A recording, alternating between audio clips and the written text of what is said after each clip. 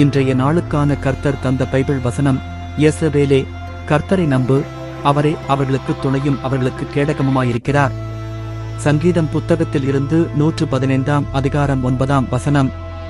வசன விளக்கம். இந்த வசனம் தேவனுடைய ஜனங்களை முழுமையான நம்பிக்கையுடன் அவர் மேல் சார்ந்து இருக்க அழைக்கிறது. கர்த்தரை நம்பு என்பது மனித வலிமையையும் உலக ஆதரவையும் விட தேவனையே ஒரே ஆதாரமாக காணும் மனநிலையை குறிக்கிறது. அவர் துணை, அதாவது நம்முடைய பலவீனங்களில் நம்மை தூக்கி நிறுத்தும் வல்லமை. அவர் கேடகம், அதாவது எதிரியின் தாக்குதல்களில் இருந்து நம்மை காக்கும் பாதுகாப்பு கவசம்.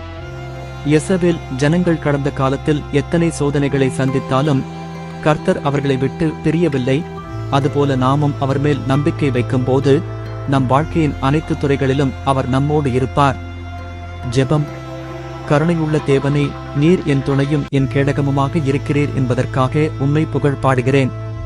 என் பலவீனங்களில் எனக்கு வலிமை தந்து எதிரியின் சதிகளில் இருந்து என்னை காக்கும் உமது பாதுகாப்பிற்கு நன்றி. என் மனம் சந்தேகப்படாமல் எப்போதும் உம்மை முழுமையாக நம்பச் செய்யும் விசுவாசத்தை அளிக்கவும். என் குடும்பமும் என் வாழ்வும் உமது கரங்களில் பாதுகாப்பாக இருக்க அருள் புரிவீராக. இவ்வெல்லாவற்றையும் எங்கள் கர்த்தராகிய இயேசு கிறிஸ்துவின் நாமத்தில் ஜெபிக்கிறேன். ஆமென்.